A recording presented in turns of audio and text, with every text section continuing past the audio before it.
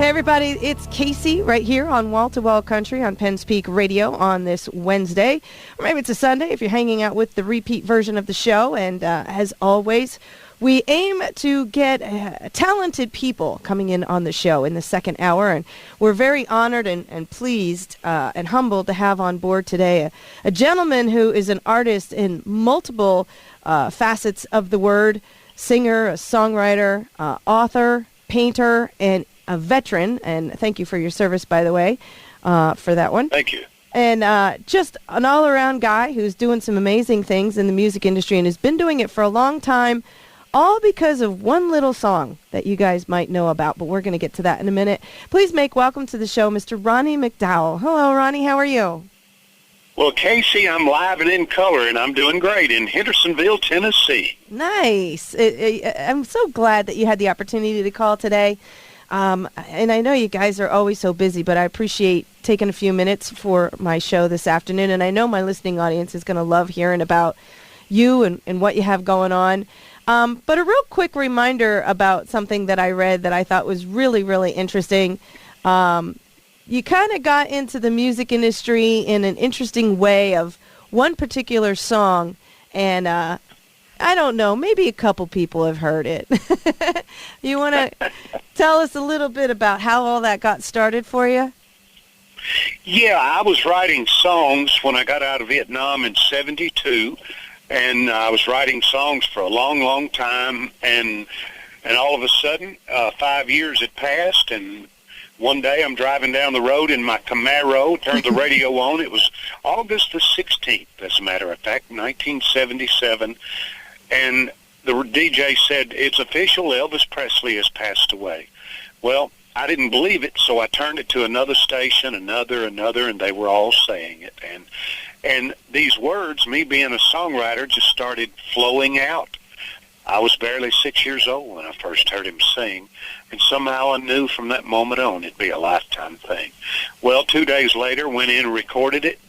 How would I know, or how would we ever know how fate works, that a week later that song would sell 1 million records in a week? Amazing. And then, yeah, isn't that amazing? And then it went on to sell almost 6 million records. Yeah, that's just kind of crazy. How was that for you? Was that like a pinch me moment, like every single day to know that people... Oh, it was like everything that I ever dreamed tenfold would happen. 2 weeks later, it was number 9 in the pop charts, and I was on American Bandstand with Dick Clark, which I grew up watching American Bandstand. And I always dreamed one day I'd be on there, but how would you know? And that was only 2 weeks later, and and I was so scared because I told Mr. Clark in the dressing room, he literally flew me in a private plane from Baton Rouge, Louisiana, and I got out of that plane, got in a helicopter, and landed at the ABC lot in Hollywood, walked straight into the dressing room, got my makeup put on.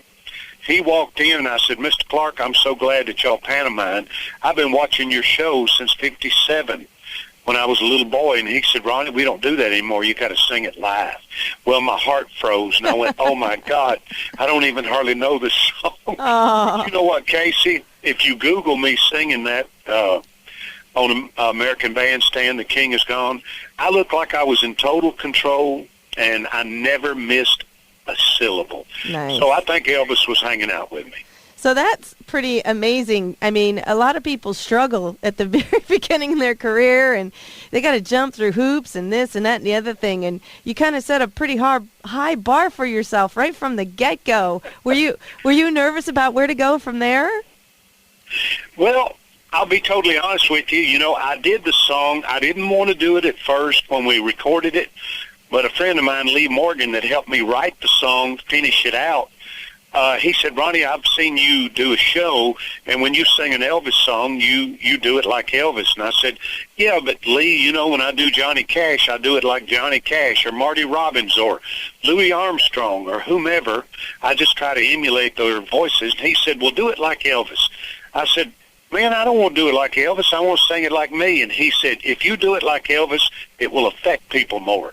And had not my friend Lee told me that and twisted my arm, I don't think it would have worked as well, because a lot of people thought it was Elvis singing about his own demise. Oh, wow. That's kind of creepy in a nice way. You know, it actually, but I hear that constantly. They go, now, when I first heard that record, we couldn't figure out why Elvis would sing about his death. You know? Oh, wow. I've heard that so many times, but it didn't matter. That was the road I walked and the path I took, and it worked. And here I am talking to you right now because of that song. Yeah, that's pretty amazing. I mean, and you've then moved on and done some amazing things with some great music. You've worked with some amazing people, too. Did you, I take it you never really had the opportunity to meet Elvis? No, I never laid eyes on Elvis, but I will tell you this, the very next day, after Elvis passed, I'd never laid eyes on him. I was his biggest fan. I flew down to Memphis. I lived in Nashville, and I flew, and I got there at 8:30 in the morning, got up at 4, got there at 8:30, stood in line till 5 o'clock that afternoon, got 10 feet from the gate, and they closed the gates, and I didn't get in. Oh, no, that's awful. Oh, you'd have had to have been there. People started rioting, and I said, I don't want no part of this. Wow. And so I went back to Nashville, and then the next day we recorded that song. Wow, that's crazy. That's pretty amazing. I mean, I guess that would be like if you had a dream to perform with someone that you've never had the opportunity to, dead or alive, he would probably be close to the top of the list, if not the top of the list. Do you know how many people in the industry, I don't care who it is, if it's Springsteen or you name it, they will tell you of all the people they wished they could have talked to, it's always Elvis. It doesn't matter who it is. You name Bob Dylan, you just name it. They always say, well, if I could meet anybody, it would be Elvis. Yeah, that much of an impact on the country and the world was his music and his life, and I guess that you portray him in the song. You also are an accomplished painter, and one of your paintings that has become quite popular is something that you have reflections of a king as a painting. Yes, I did that years ago, and my paintings are kind of like songs. When you do those, you never know the journey they're going to take you on. And when I painted that particular painting, I never dreamed that it would be at Graceland. Mm-hmm. It would be in the little house where Elvis was born, in his museum. It just took me on an amazing journey. It was on the front cover of a book. Wow, nice. Interesting. Yeah, and the list goes on and on. So that's awesome. And you also have, I guess, kind of a comedic side to you as well. Another one of the paintings that I saw was featured as, quote-unquote, a painting achievement for you was when Mr. George Jones was getting pulled over as a DUI. Well, Casey, I'll be totally honest with you. George actually called me, what was it, 4 or 5 years ago, last month, October, and he called me and he goes, "Hey, Ronnie, I want you to paint a picture of me getting a DUI on my lawnmower." Seriously? And, oh, yeah. And I said, George, because I knew George for 40 years. Mm-hmm. And he was not only my hero, he was my icon. Mm-hmm. And I said, George, that's one of the best ideas I've ever heard for a painting. And as soon as he said it, Casey, I saw that painting, just like a song. I saw it. I put it together. But I said, well, George, go out on your lawnmower and take me some pictures. And the next day I got a stack almost 1.5 inches high of pictures, and in that stack was the perfect one that you see on the painting that I used, and I still have all the other pictures, and I wouldn't take anything for them. Nice. Now, you can continuing with your painting career. You're working with Disney now? Yeah, I have a 5-year contract with Disney Fine Arts, and I'm on my 28th painting, and, it's just another side that I'm doing, and I look at it like a wonderful dream business that when I was a kid, Walt Disney would come on we only had 3 stations back then. And every Sunday night he would come on, or with this, the world is a carousel of color. And you'd hear that every Sunday. And we called him Uncle Walt, and he'd come into our living rooms, and I never dreamed, sitting there watching him, that I'd be painting for him. So to me, that's one of the coolest things I've ever got to do. Do you feel it's more of a challenge to tell a story through a song, or more of a challenge to tell a story through a painting, and why? Which one, are they equally difficult, or is one easier than the other? No, I don't find them difficult at all. I find them pleasurable and wonderful, and a beautiful experience. And each, I just finished a new song. I've been listening to it. I was in the studio till 11 o'clock last night, and it is probably about my favorite thing that I've ever written and recorded. Okay. And I just finished that, and the whole album. But the single I just absolutely love because it's retro sounding. And I just love the whole arts and entertainment, that right side of the brain, that creative process. Nice. So you're working on a new album project and some new music to be out there? Oh yeah, and I'm still on Curb Records, by the way. How many people can say that? Oh, that's interesting. Yeah, I'm blessed. Since '84, I've been with Mike Curb, and my new song you're gonna love. It's called "He Still Has You." Aw. Yeah, it's kind of like, I'll just tell you a few of the words, I stopped drinking and running around, got a job in the city on the good side of town. I built that house in the country that you wanted me to, but he still, I've got your memory, but he still has you. Aw. Yeah, it sounds like kind of a tearjerker. Well, it's kind of like if you saw The Notebook. Mm-hmm. Mm-hmm. That's what it reminds me of. Nice. So you're also still involved with your 40th year anniversary tour, and you have some dates coming up in 2017. Do you think that's going to be expanded then through the year of 2017?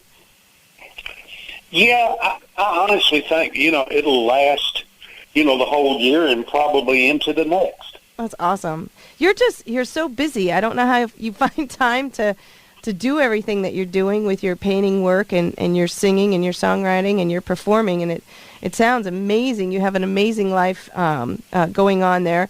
Is there anything that you haven't done as far as an artist that is kind of like on a bucket list for you that you would like to say that's still one of those things I want to accomplish?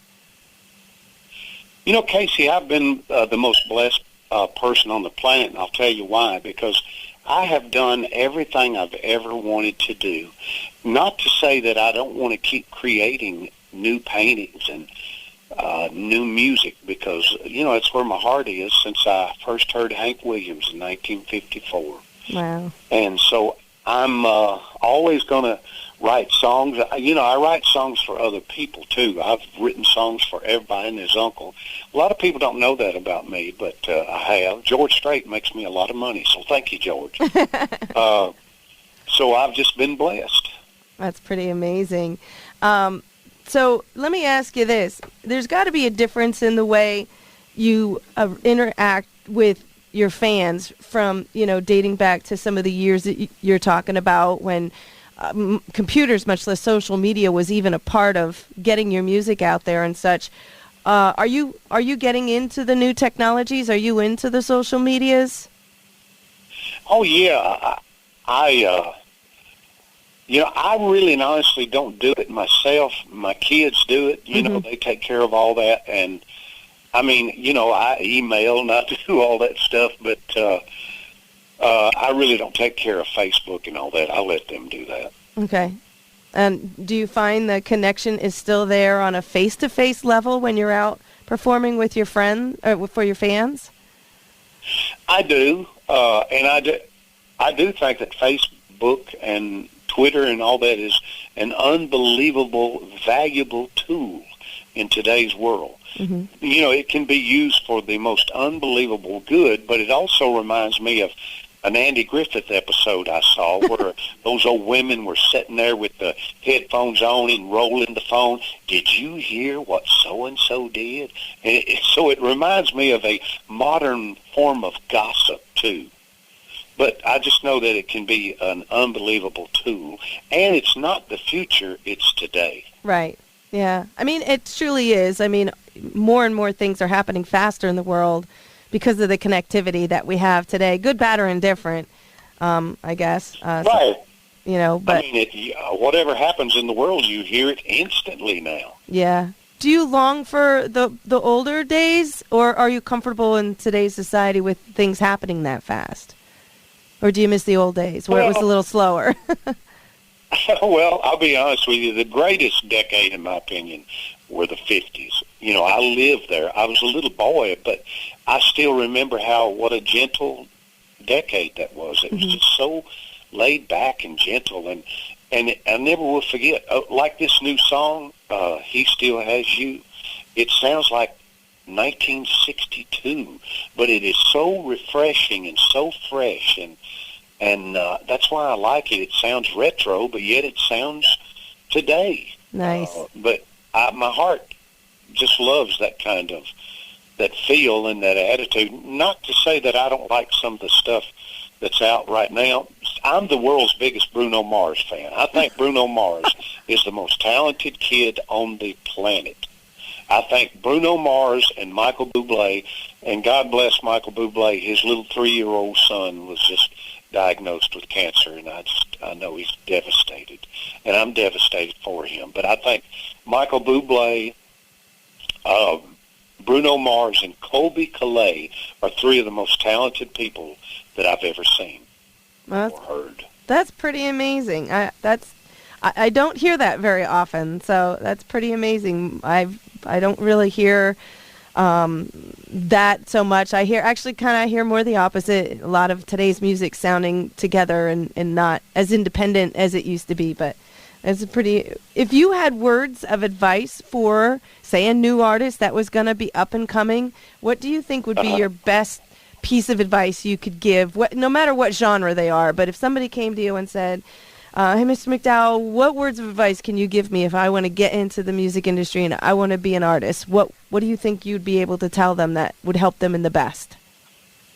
Well, I would know exactly what to tell them, what I've told a lot of aspiring artists, that there is no secret formula. But you do have to be in the right place at the right time. And if you are, you dang well better be able to back it up when it comes. Wow. Those are strong words. That's good. They got to be able to not just say they can do it, but actually do it.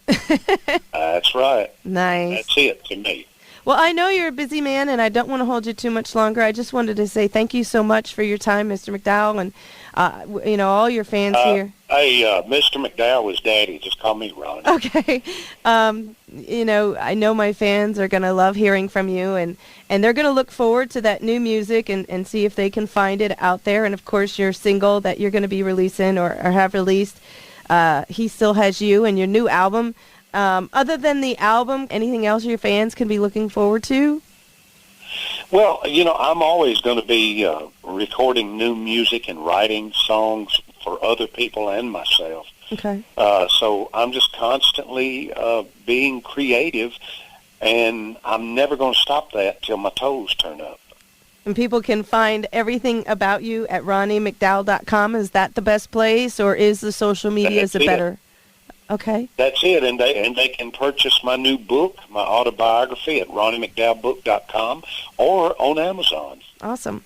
And you've got so much going on. I mean, it's crazy. I hope I can keep up someday. Oh, you can. And my new book, by the way, I almost forgot to talk about the book, which has been the most rewarding thing that's ever happened to me. This book, and it's named after one of my songs that I had. Which was a wonderful song called I'm Bringing It to You Personally. Nice. And the book is out? It's going to be out? Oh, it's out. It's been out since February. Okay, awesome. So that's Ronnie McDowell, Bringing It to You Personally, and looking forward to that as well. So all-around rounded artist, We could continue to talk, but I know I don't want to hold you up too much longer. But I really appreciate your time, sir, and looking forward to hopefully talking to you soon in the future when you get your new music out. Thanks, Casey. Have a wonderful, wonderful rest of the day. You too, sir. Thank you for your time. Thank you. Bye-bye.